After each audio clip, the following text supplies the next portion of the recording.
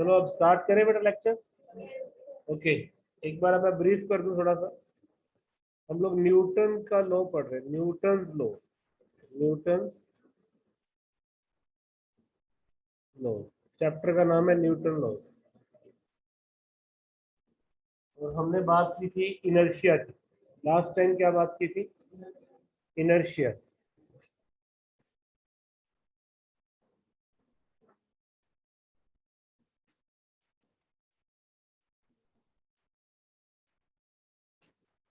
थोड़ी देर बाद ना विजिबिलिटी वैसी बढ़ जाएगी लाइट की, अपने आप ही दिखना शुरू हो जाएगा आपको कॉपी। इनर्शिया क्या था? Anybody? What is inertia?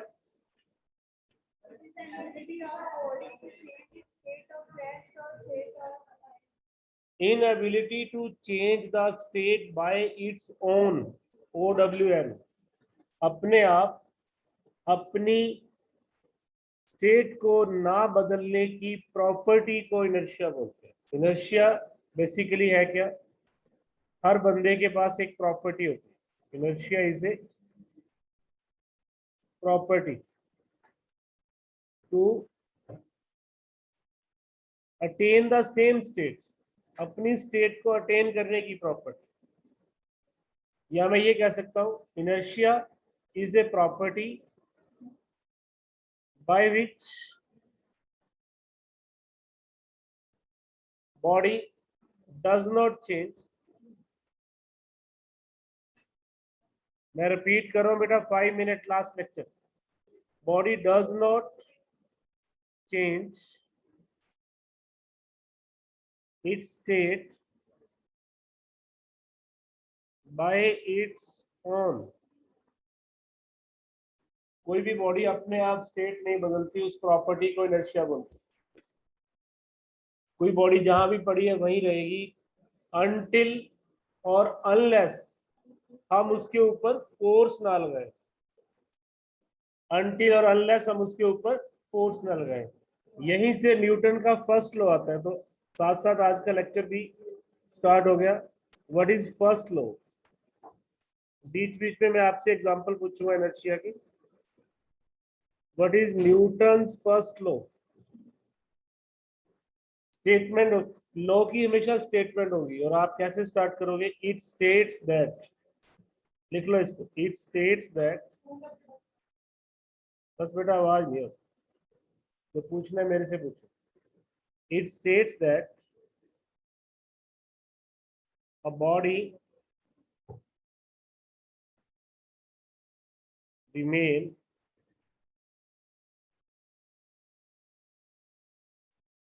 in its state of rest,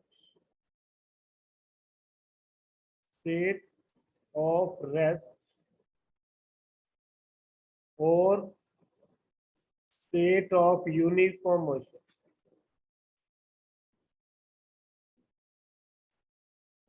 मैं रिपीट कर रहा हूं। इट स्टेट्स दैट, हाँ बंद करो। It states that a body remains in its state of rest or of uniform motion until or unless external force act on the body। until or unless external force act on the body। फिर से सुनो, कोई भी body अपनी state में रहेगी जब तक उसके ऊपर फोर्स ना लगे। फोर्स, ये जो वर्ड आया ना फोर्स, ये फर्स्ट टाइम आया था यार। until और unless force act on the body। अगर आपसे कोई पूछे विच लॉ डिफाइन फोर्स, मतलब किस लॉ ने फोर्स का नाम दिया? First law. इसको स्टार में लिख लो, कंपटीशन वालों के लिए तो बहुत इंपॉर्टेंट है। जनरली बच्चे कहते हैं second law define force. Second law ने नहीं डिफाइन किया, फर्स्ट लॉ डिफाइन फोर्स। तो इंपॉर्टेंट नोट क्या हुआ स्टार के अंदर? This law define force. सबसे पहले वर्ड फोर्स कौन से लॉ ने दिया हमें? फर्स्ट लॉ ने। First law define force. What is first law? Repeat करो मेरे साथ।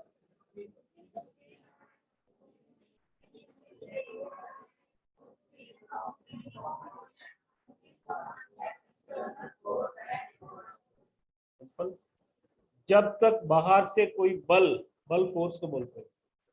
अगर मैं हिंदी में बात करूं, कोई भी वस्तु अपनी अवस्था नहीं बदलेगी, स्टेट, जब तक बाहर से कोई बल ना लगे। ये था न्यूटन का फर्स्ट।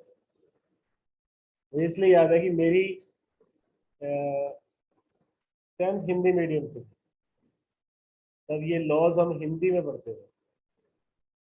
वो मेरी मेमोरी में अभी भी है कि कोई भी वस्तु अपनी विराम अवस्था रेस्ट वाली मोशन को, अब कुछ चीजें भूल भी गया, तब तक नहीं बदलेगी जब तक बाहर से कोई बल ना लगे। बल, force. A body can't change its state of rest or uniform motion until or unless external force is acted upon it. So which law defines force? It is the first law which defines the force. Newton first law defines the force. अब थोड़ी सी बात हम force की करेंगे क्योंकि first law ने define किया ना। इसको क्लियर कर दो स्क्रीन को। एक बार चेक करना रिकॉर्डिंग ऑन है ना। बच्चे मांगते हैं, कई बार नहीं मिलती रिकॉर्डिंग। ऑन है सर। ऑन ही होगी शायद। ओके, यहाँ वर्ड आया फोर्स। हम थोड़ी सी डिस्कशन अब फोर्स पे करेंगे। लास्ट लेक्चर में मैंने बता दिया था कि इट इज पुश और पुल। आपने लिखा हुआ है, सिर्फ देख लो, क्योंकि साथ साथ मैं रिवाइज भी करवा रहा हूँ लास्ट लेक्चर।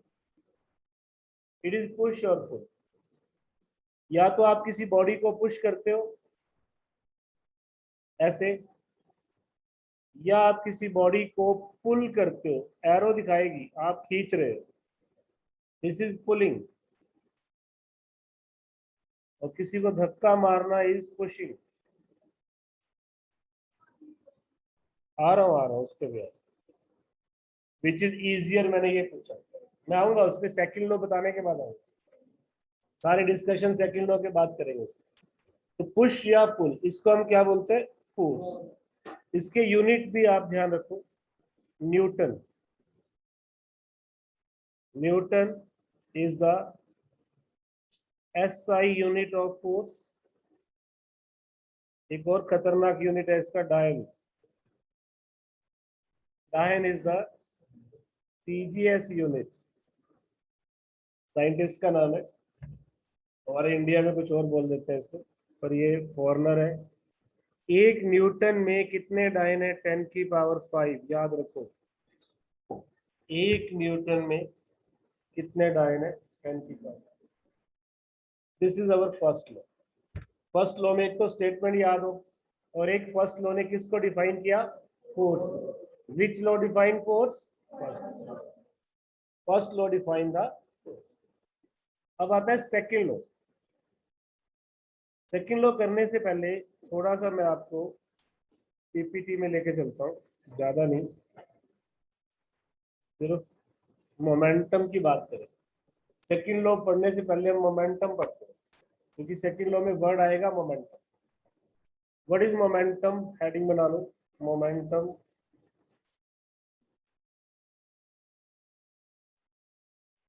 मोमेंटम को मैं डिफाइन करता हूँ। एनीबॉडी जिसको मोमेंटम पता हो?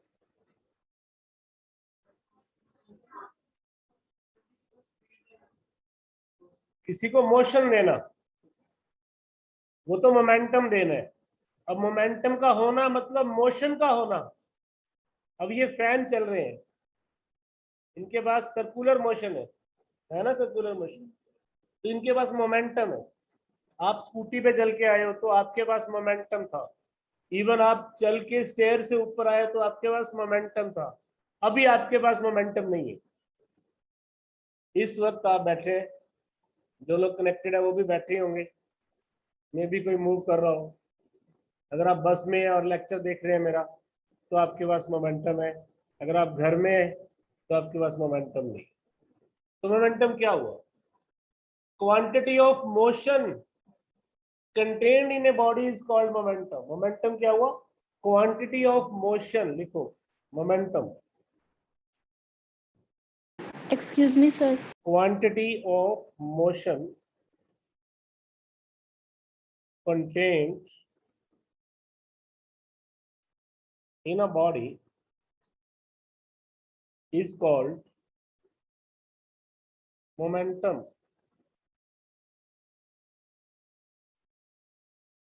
Quantity of motion contained in a body is called momentum.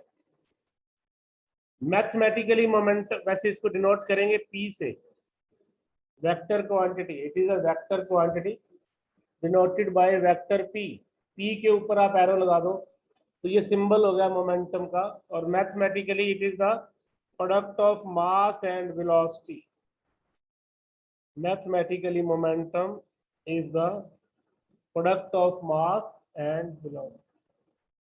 Excuse me, sir. दो चीजों का होना जरूरी है, मास का और वेलोसिटी का।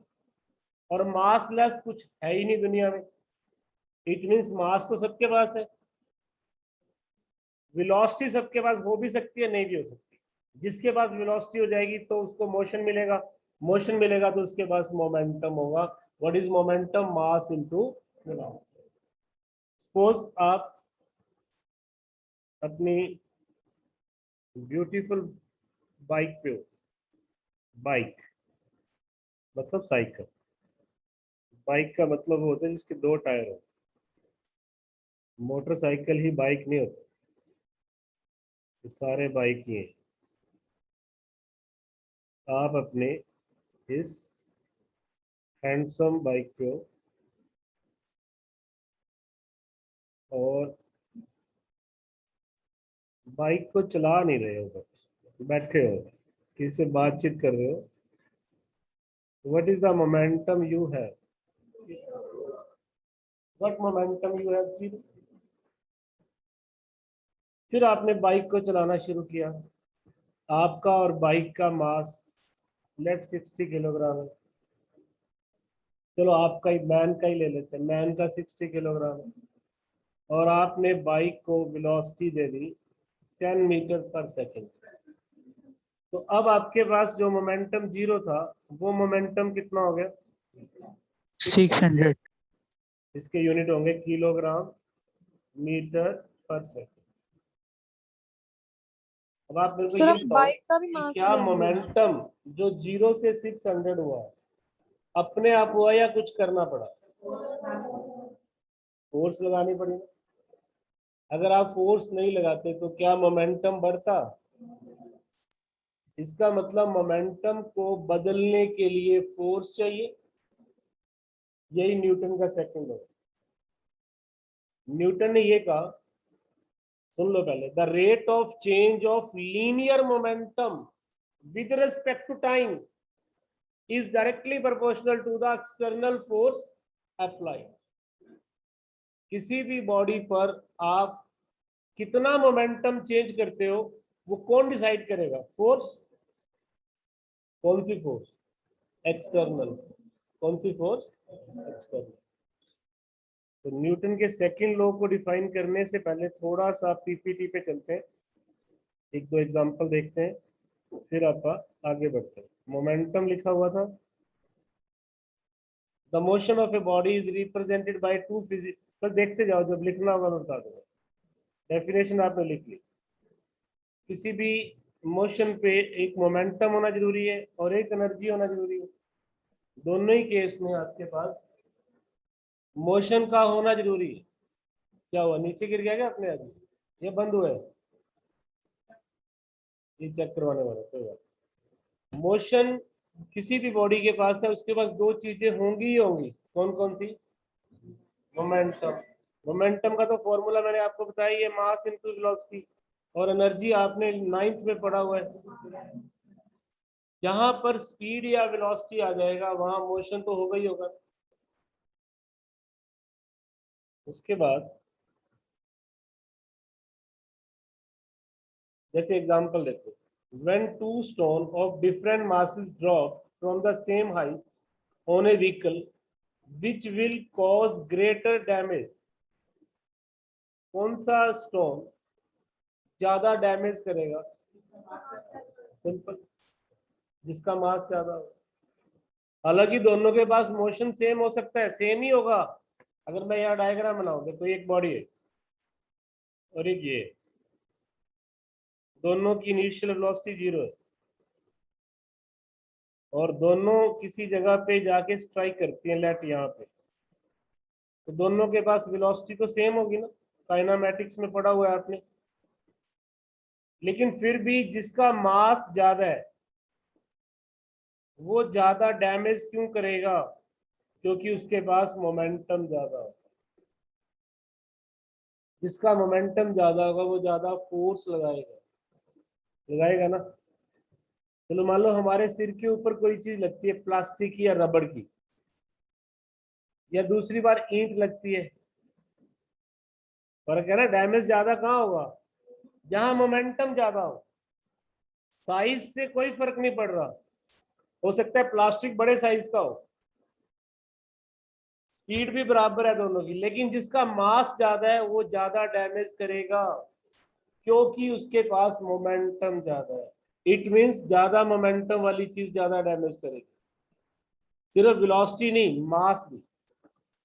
तो when two stone of different masses drop from the same height on a vehicle, उसने पूछा कौन डैमेज करेगा, तो आपका आंसर क्या होगा? लार्ज स्टोन वाला डैमेज करेगा, लार्ज स्टोन वाला डैमेज करेगा। If two stones of same mass with different height dropped on a vehicle, ये व्हीकल कह रहा है, आप समझ लो कि हम अपने सर की बात कर रहे हैं, हेड। फिर थोड़े से इमोशन बाहर आएंगे और आंसर सही से बाहर आएगा। टू मास इक्वल है लेकिन अलग अलग हाइट पे, एक यहां से आ रहा है इधर से और एक ऊपर से आ रहा है। किसके ऊपर आ रहे? दो हेड ले लेते हैं आप, उनके ऊपर आ रहे। कौन डैमेज करेगा? ज्यादा हाइट वाला, क्योंकि उसको स्पीड ज्यादा मिलेगी। दोनों ही आंसर किस चीज को रेफर कर रहे हैं? मोमेंटम। हाई मोमेंटम वाली चीज आपको ज्यादा फोर्स लगाएगी। अगर आपको ज्यादा मोमेंटम देना है तो आपको भी ज्यादा फोर्स लगानी पड़ेगी, लगानी पड़ेगी ना। ओके, तो मोमेंटम कुछ हद तक आपको क्लियर हो गया, पता ही था वैसे तो। Because the stone falling from greater height will have large speed, और मोमेंटम मास पे भी डिपेंड करता है और मोमेंटम स्पीड पे भी डिपेंड करता है। मोमेंटम क्या किस पे डिपेंड करता है? Mass into velocity, mass into velocity, इन पे डिपेंड करता है। डेली लाइफ के क्वेश्चन है ये, डेली लाइफ में देख ऑब्जर्व करते हो आप। अगर मैं किसी को पेन फेंकता हूँ यहाँ से, वो कैच कर लेगा आराम से, कोशिश तो करेगा, चलो कैच होता है या नहीं होता, बट वो कोशिश कर लेगा। क्योंकि मैंने उसको क्या स्पीड दी? लेट मैंने उसको 10 मीटर पर सेकंड की स्पीड। मास कितना का होता है पेन का? 100 ग्राम के आसपास, 1/10 ऑफ द किलोग्राम ले ले। तो मैंने इसको मोमेंटम कितना दिया? मास इंटू वेलोसिटी। मैंने इसको मोमेंटम दिया 1/10 इंटू 10, 1। अब ये पेन यहां से गया, आपने इसको पकड़ लिया, कैच कर लिया, किसी बच्चे ने इजिली कर लिया। अब यहां इसकी जगह पे मैंने ले ली एक ब्रिक, उसी बच्चे को बोला कि अब इसको कैच कर। कोशिश तो करेगा लेकिन उसको पता है कि चोट भी लग सकती है। अब ब्रिक का मास कितना है? Late 6 kilogram. स्पीड मैंने कहा मैं सेम ही रखूंगा, डोंट वरी, लेकिन स्पीड सेम की, मोमेंटम तो 60 गुना कर दिया, कर दिया ना 60 गुना। तो डैमेज कौन करेगा? तो मोमेंटम से चीज डैमेज होगी, ये चीज आपको अपने माइंड में फिक्स करनी है।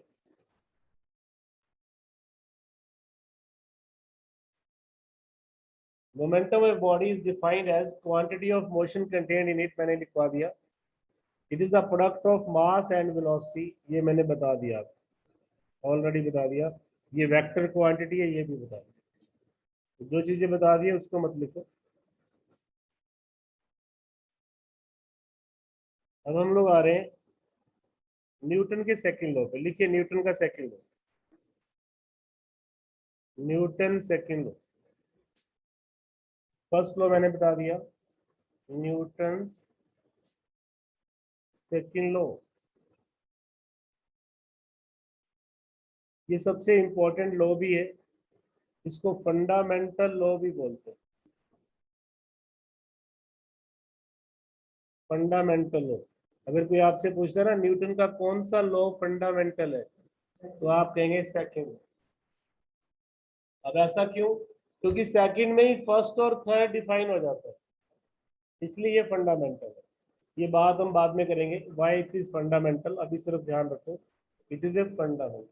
इसका नाम लॉ ऑफ मोमेंटम भी है, लॉ ऑफ मोमेंटम। जैसे फर्स्ट लॉ का नाम लॉ ऑफ इनर्शिया भी है। फर्स्ट लॉ के साथ आप लिख सकते हो, it is also called law of inertia. तो सेकंड लॉ को हम कह सकते हैं it is a law of momentum. अब ये क्या स्टेटमेंट देगा? इट स्टेट्स दैट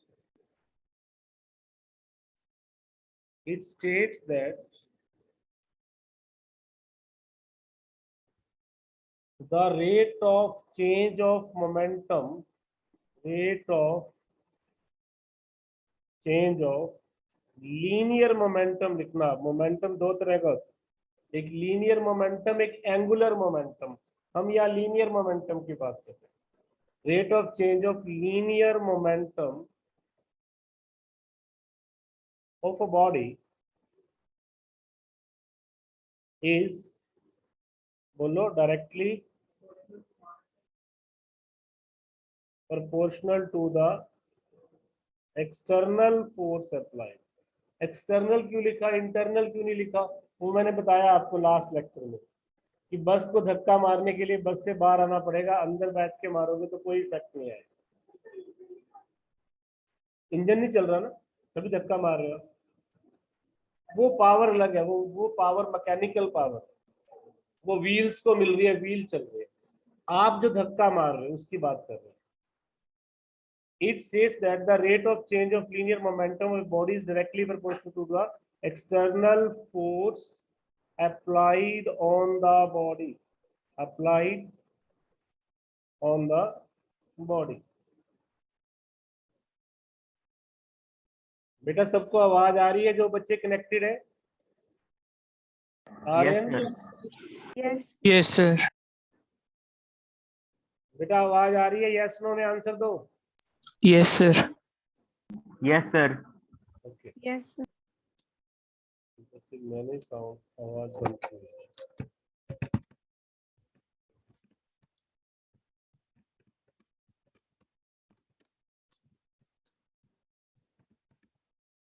पहले कंप्लीट कर लो। Directly proportional to the external force applied on the body.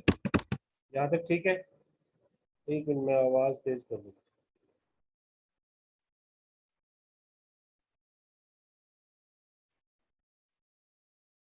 अब बताओ बेटा, आवाज आ रही है सबको?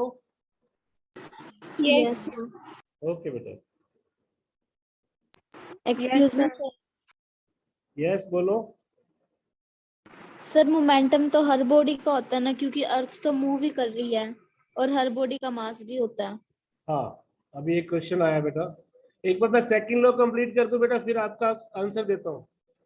Second law Okay. में हम लोग क्या कर रहे थे? अभी स्टेटमेंट लिखी थी। What is the statement? The rate of change of linear momentum. इसको ऐसे लिखोगे, रेट ऑफ चेंज को dp by dt is directly proportional to the external force. लिख लो, dp by dt is directly proportional to the external force। ये Newton का second law है। This is the second law of Newton. Proportionality खत्म करोगे ना तो कोई कांस्टेंट आ जाता है k, और k की वैल्यू हमने 1 कैलकुलेट की गई। k is constant of proportionality लिख लो ये वही line, K is constant of proportionality and its value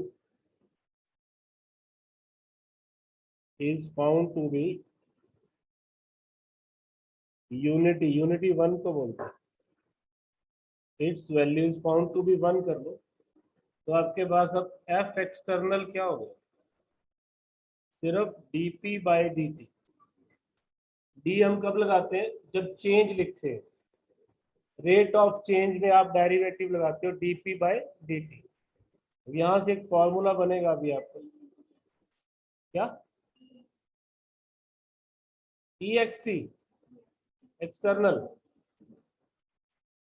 ये ext का मतलब एक्सटर्नल। आप यहाँ पर p की वैल्यू पुट करो बेटा, मास इनटू वेलोसिटी, मास को बाहर निकाल लो, अंदर क्या बचेगा, dv बाई dt।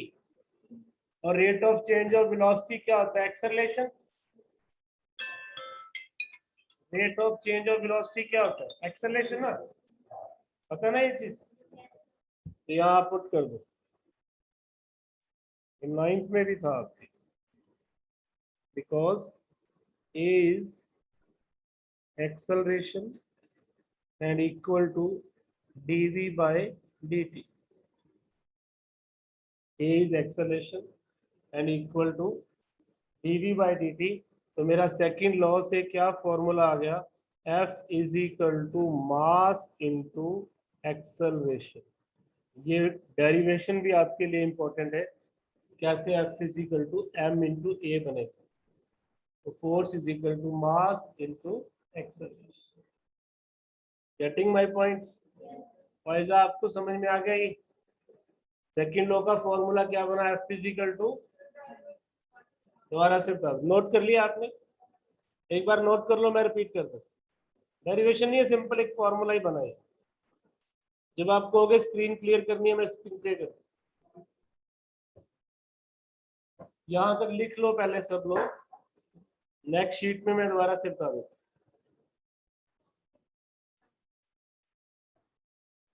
अब ये वाला यहाँ पे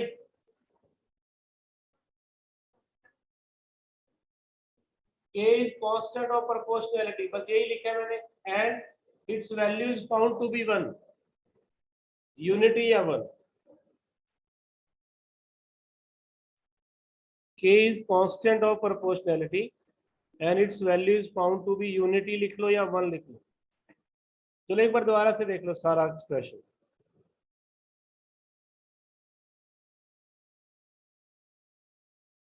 न्यूटन का सेकंड लॉ जब भी आपको डिफाइन करना है तो पहले तो डेफिनेशन देनी है आपने कि rate of change of linear momentum is directly proportional to the external force, यही था। फिर जब भी आप प्रोपोर्शनैलिटी का साइन लगाते हो, इसको खत्म करने के लिए कोई कांस्टेंट लिखते हो, और यहाँ पर k की वैल्यू 1 आई है, जिससे f मेरे पास क्या बन गया, dp बाई dt। क्या यहाँ तक समझ में आ गया? We know that momentum is equal to mass into velocity, इसको 1 में पुट कर रहा हूं मैं, तो मेरे पास क्या बन गया, d by D T, mass into velocity. Mass constant है, उसको बाहर निकाल लिया, अंदर क्या बना, dv by D T. Rate of change of velocity acceleration होता है, ये क्या होता है, एक्सेलरेशन। तो ये मेरा प्रूफ हो गया, मास इंटू एक्सेलरेशन। किसी का पूछना नहीं? तो न्यूटन के सेकंड लॉ ने हमारे को क्या कर दिया, उसने हमें फोर्स की वैल्यू मेजर करना सिखा दी। फर्स्ट लॉ ने डिफाइन किया, तो सेकंड लॉ ने क्या किया, देखो सेकंड लॉ ने किया स्टार में, second law measure force, define तो फर्स्ट लॉ ने कर दिया, इसने फोर्स को मेजर करना सिखा दिया। कैसे? मान लो आपको मैं ये कहता हूँ, ये एक बॉडी है जिसका मास है 10 किलोग्राम, मैं इस पे फोर्स लगा रहा हूं और ये बॉडी एक्सेलरेट कर रही है विद एक्सेलरेशन 2 मीटर पर सेकेंड स्क्वायर। तो क्या मैं फोर्स कैलकुलेट नहीं कर सकता? कर सकता हूं ना? क्या कैसे? हमें पता है कि फोर्स क्या होती है, एम इंटू ए।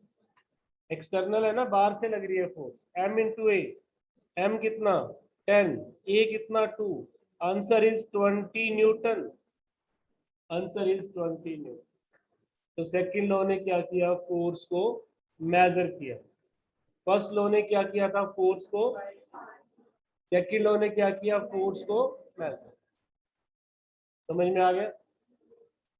एक क्वेश्चन का आंसर दो। ये एक बॉडी है, आंसर बोलना नहीं है, निकालना है। 30 किलोग्राम की बॉडी, इसके ऊपर दो फोर्सेस लग रहे हैं, एक इधर और एक इधर। एक इसको चलाने की कोशिश कर रही है, एक इसको रोकने की कोशिश कर रही है। जनरली फ्रिक्शनल फोर्स हमें रोकने की कोशिश करती है। जो फोर्स राइट साइड की तरफ लग रही है वो मान लो 50 न्यूटन की है, जो फोर्स लेफ्ट साइड की तरफ लग रही है वो 10 न्यूटन की है। तो पहला क्वेश्चन तो ये बताओ, क्या बॉडी मूव करेगी? बॉडी पे नेट फोर्स कितनी लग रही है? अपोजिट फोर्सेस माइनस हो जाएंगी और सेम डायरेक्शनल फोर्सेस ऐड हो जाएंगी। तो net force, net external force 40 newton, mass 30। तो क्या आप एक्सेलरेशन निकाल सकते हो? क्या एक्सेलरेशन का मैग्नीट्यूड निकाल दो। मैग्नीट्यूड को ऐसे लिखते हैं, फोर्स के मैग्नीट्यूड को मास से डिवाइड कर दो।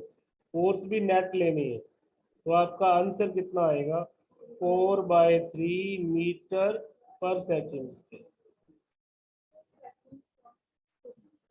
नहीं, मास वेक्टर नहीं है, तो सिंपल प्रोडक्ट, सिंपल मल्टीप्लिकेशन। दो क्वेश्चन आए अभी क्लास में से, एक कनेक्टेड बच्चे का आया, उसका भी मैं आंसर देता हूँ। एक अभी जैस्मिन ने पूछा कि क्या इनके बीच में क्रॉस प्रोडक्ट होगा।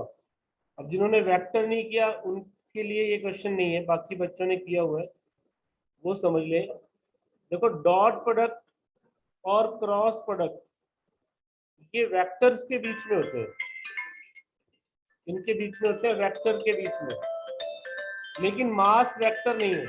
तो एक मिनट, कॉल आ रहा है। हेलो, हाँ, डेबिट है बेटा।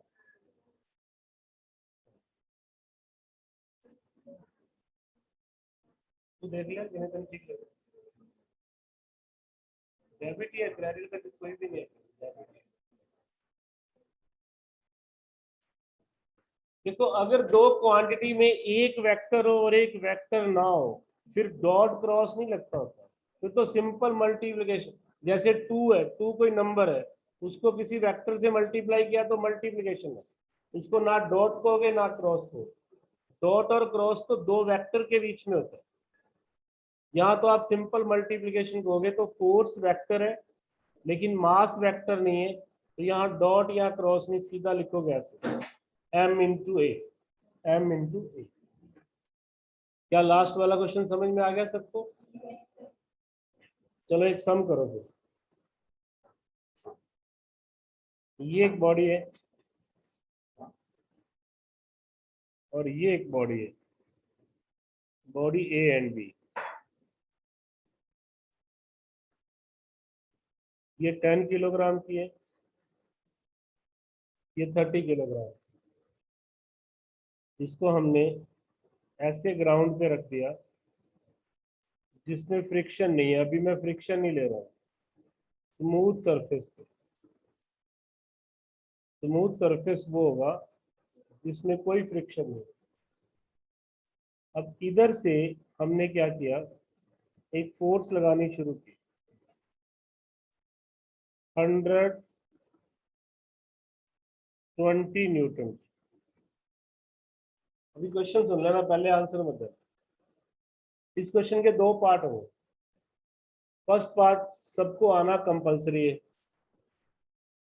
सेकंड पार्ट जिसका माइंड काम करेगा वो करेगा, उसके लिए फिर हम क्लैप भी कर सकते हैं अगर उसने सही कर दिया। तो पहले जो काम सबको आना चाहिए, अगर वो नहीं आता तो मैं क्लास में खड़ा करूंगा, और जो लोग घर से कनेक्टेड है वो खड़े हो जाना अपनी जगह पे वीडियो ऑन करके। फर्स्ट है, what is the acceleration of the system? Acceleration of the system, system में दोनों बॉडी आ गई, आप धक्का मार रहे हो छोटी को लेकिन दूसरी भी साथ जा रही है। ये कंपल्सरी फॉर ऑल है, सबका आंसर आना चाहिए।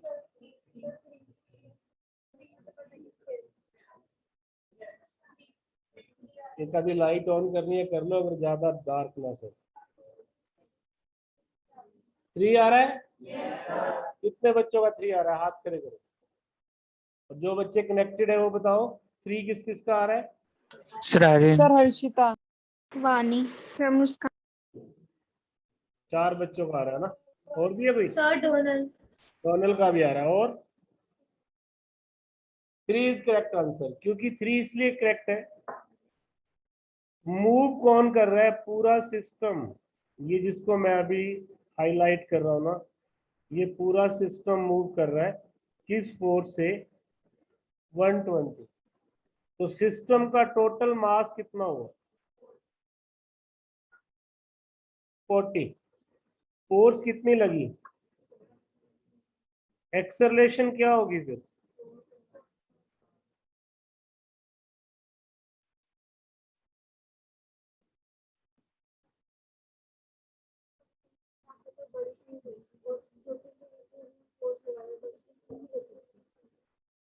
पीछे हट जाएगा तो वो टॉर्क होती है। अभी टॉर्क पे नहीं आ रहा। अभी जो क्वेश्चन आया ना बच्चे का, देखो ये क्वेश्चनिंग करनी बहुत जरूरी है। इस बच्चे ने ये कहा कि मान लो ये बड़े साइज की कोई चीज है और हमने फोर्स लगा दी यहाँ पे, तो ये ऐसे टर्न कर जाती है, घूम जाती है ना, वो होता है टॉर्क। उस पे अभी नहीं आ रहे, वो चैप्टर अभी हमारा नहीं है। अभी हम जो फोर्स लगा रहे हैं ना, इसके सेंटर पे लगाएंगे तो फिर टर्न नहीं करेगी, स्लाइड ही करेगी। अभी जो हम फोर्स लगा रहे हैं वो सेंटर ऑफ मास पे लगा रहे हैं। सेंटर ऑफ मास, जहां बॉडी का सारा मास कंसंट्रेट करता है, ऐसा हम मान के चलते हैं। फिर वहां कुछ और नहीं होगा, सिर्फ ट्रांसलेशनल मोशन ही होगा। तो ये मेरा फर्स्ट पार्ट था जो सबको आना चाहिए। अब सेकंड के लिए तैयार रहो। कौन सा बच्चा करेगा उसके लिए क्लैप करेंगे। सेकंड पार्ट ये है, व्हाट फोर्स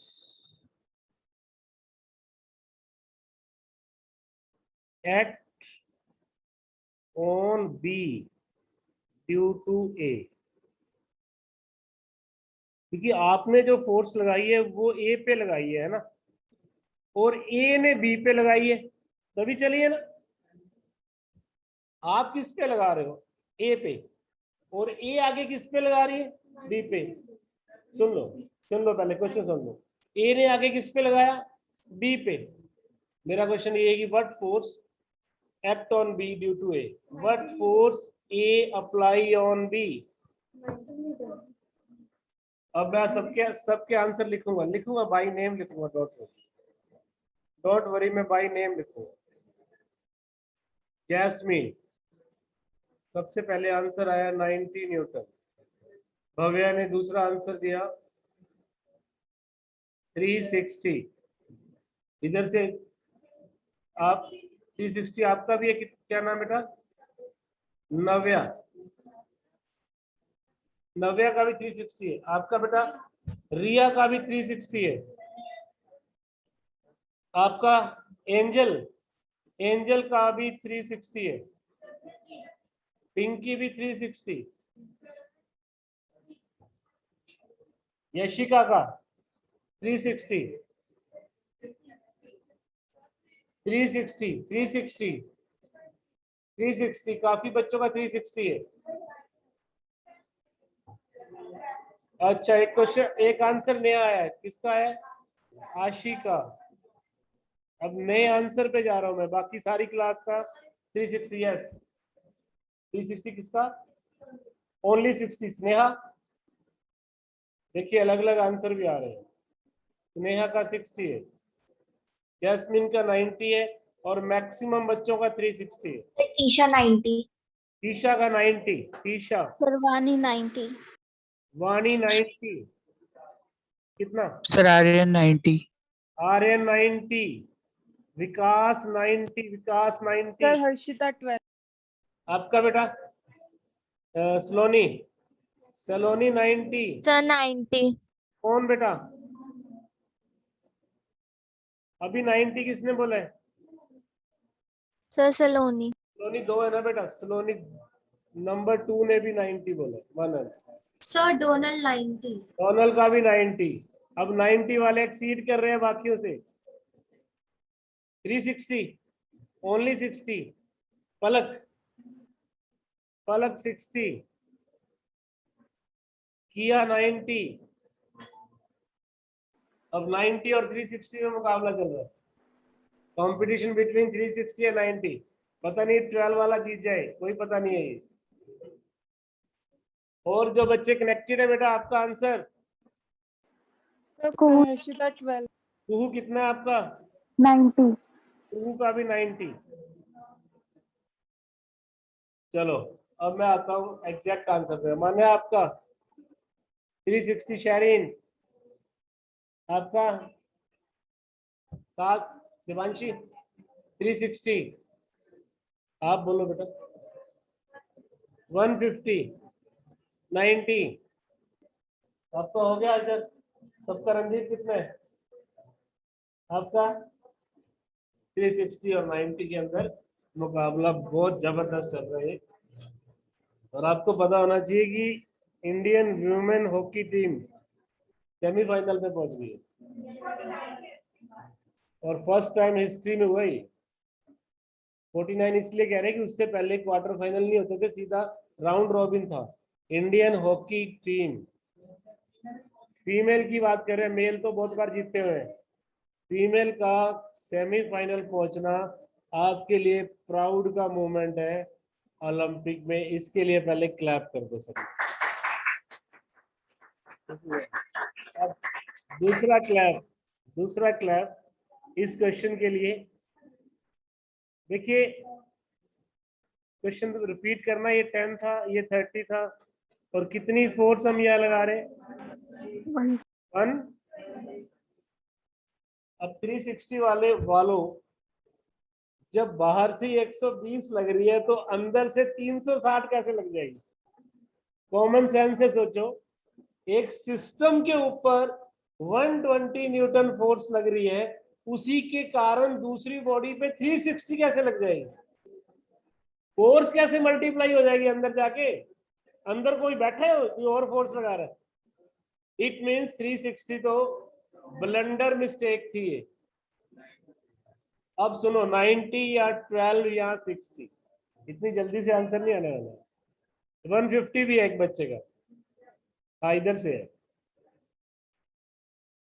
अब आप सीखोगे इन क्वेश्चंस को कैसे करना है, उसी के बाद आपका आंसर आ जाएगा। फिर हम देखेंगे कौन 12 वाला जीतता है या 120 वाला। तो नहीं है कोई, 150 तो रॉन्ग हो गया, 120 से बड़े वाले रॉन्ग है।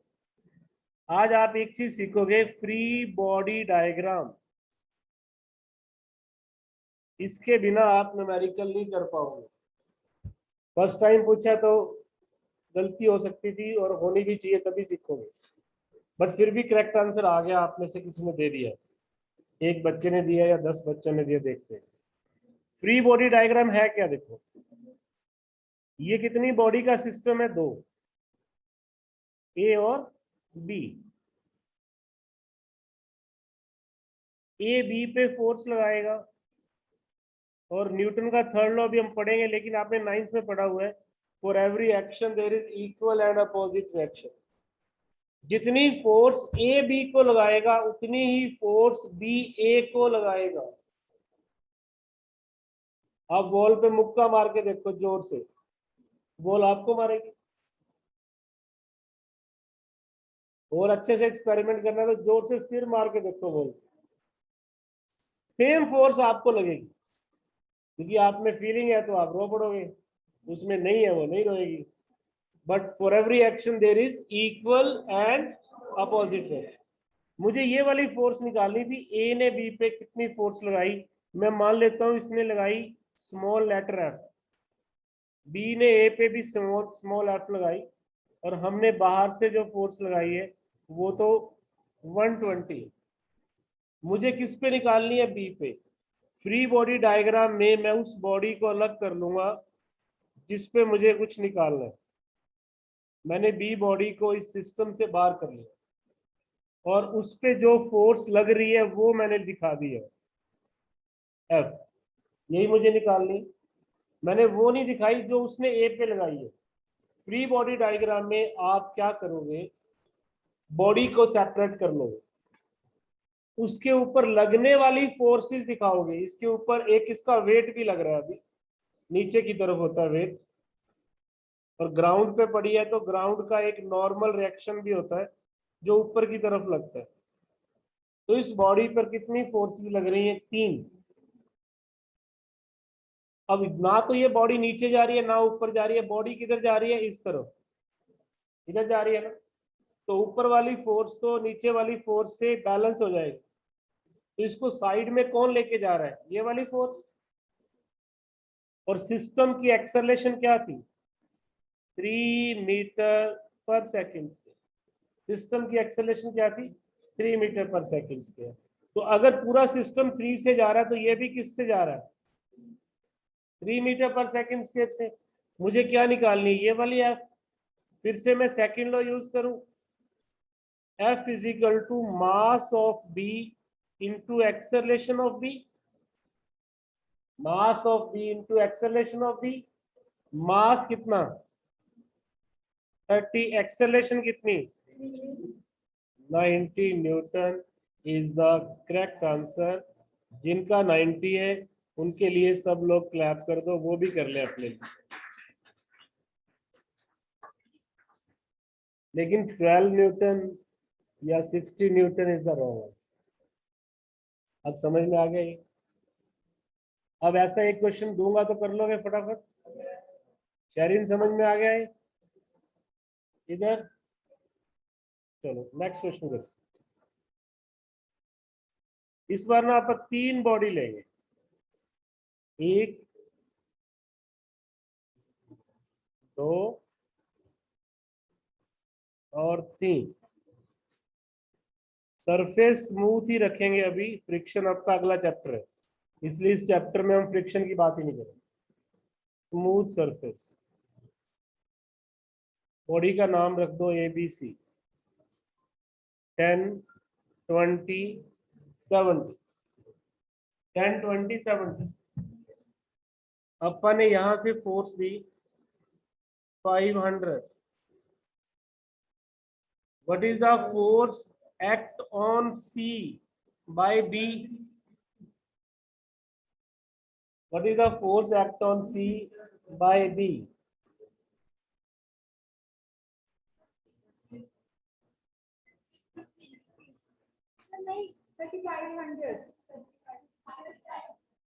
पाँच सौ से ज्यादा लग जाएगी फोर्स। Sir 350 Newton. गलत आ रही Sir, है, 350 Newton. ज्यादा आ रही है तो गलत आ रही है। 500 से ज्यादा नहीं लगेगी कभी भी। Sir 350 Newton. पहले आप निकालो सिस्टम की एक्सेलरेशन।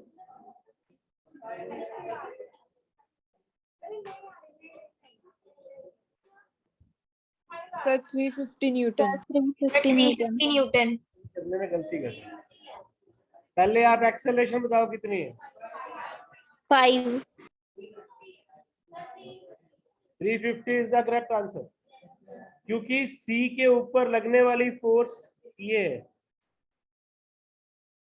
और सी का मास कितना है, 70। एक्सेलरेशन कितनी है, 5। न्यूटन का सेकेंड लॉ लगाएंगे तो ये आंसर कितना आएगा, 350 न्यूटन।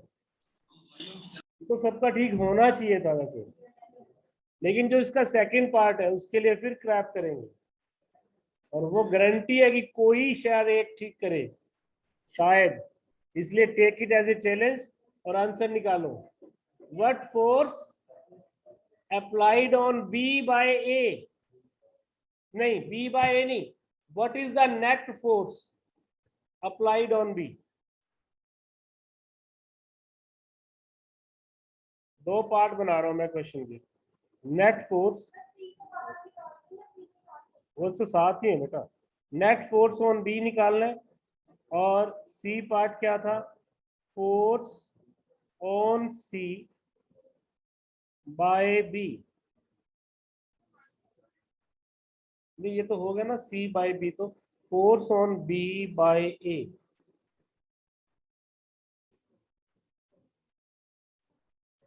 ये वाला तो आसान है, नेट फोर्स ऑन बी, लेकिन ये वाला कौन करेगा? निकाल के रखो आंसर। बी वाला 100, बी वाला 100 नेट फोर्स वाला, बिल्कुल, क्योंकि नेट फोर्स ही उसको एक्सेलरेशन दे रही है 5। बी वाला तो 100 है, बिल्कुल सही है बेटा। What is the force on B by A? इसका 450 आ रहा है, चेक करते हैं बेटा। 450 आ सकता है बेटा, सही कह रहे हो किया। What is the force on B by A? By A.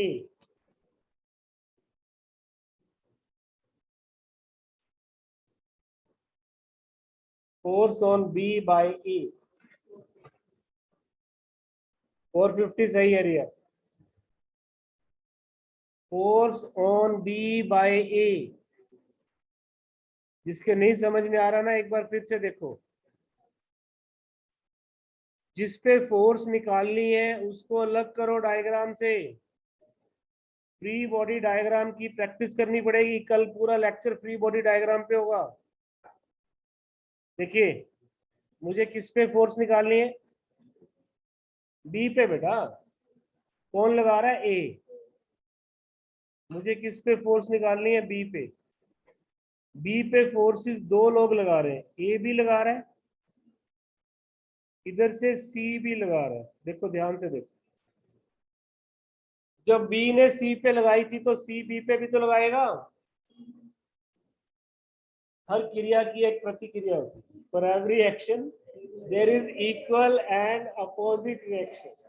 For every action there is equal and opposite reaction. तो जब बी ने सी पे लगाया तो सी ने बी पे भी लगाया, वो हमने कैलकुलेट कर लिया 350।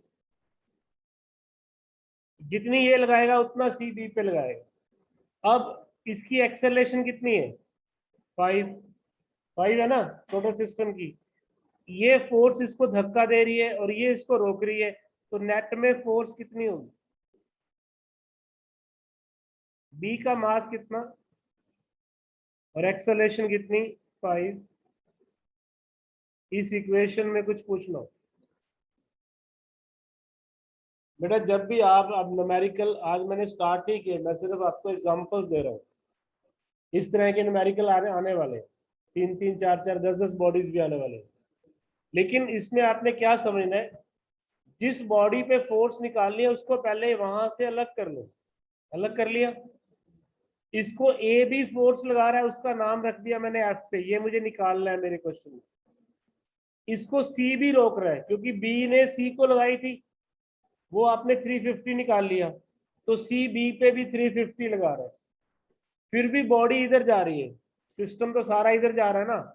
इट मींस ए सी से ज्यादा लगा रहा है तभी जा रही है। कितना ज्यादा लगा रहा है? मैंने यहाँ लिखा F A minus 350 mass of the B and acceleration, तो मेरे पास एफ पे कितना आ गया? 450। अब अगर मैं आपसे ये पूछूं बी ने ए पे कितनी लगाई, तो for every action there is equal and opposite reaction. Answer is 450। Answer is sir एक बार, क्योंकि टाइम हो गया शायद, है ना, एक बार जाते जाते ना इस क्वेश्चन को थोड़ा सा मैं बना दूं ताकि आप घर पे देख लें कौन किसको कितनी फोर्स लगा रहा है। बस 1 मिनट बेटा हो, मुझे मालूम है तुम्हें कुछ ट्यूशन पे पहुंचना होगा, बस बोल देना, आज लंबा हो गया था लेक्चर। ये फोर्स कितनी थी? 500। अब इसने इस पे लगाई, इसने इस पे लगाई, ये दोनों 450 है। इंटरनल फोर्सेस होगी ना, दोनों का सम 0 होना चाहिए। तो बी ने ए ने बी पे लगाई, बी ने ए पे लगाई, कैंसिल हो गई। इसने इस पे लगाई और इसने इस पे लगाई, ये दोनों कितनी है 350। और क्योंकि ये इंटरनल फोर्सेस है इसलिए नेट फोर्स में इसका कोई रोल नहीं। नेट अभी भी 500 है, एक्सटर्नल 500 है। बट ए बी पे लगा रहा है, बी ए पे लगा रहा है, बी सी पे लगा रहा है, सी बी पे लगा रहा है। यहीं से कल हम स्टार्ट करेंगे। कोई वर्क नहीं है, होमवर्क। इसको पढ़ के आना, जो करवाया उसको रिपीट करो। समझ आया तेरे को बेटा? ठीक है। Excuse me, sir.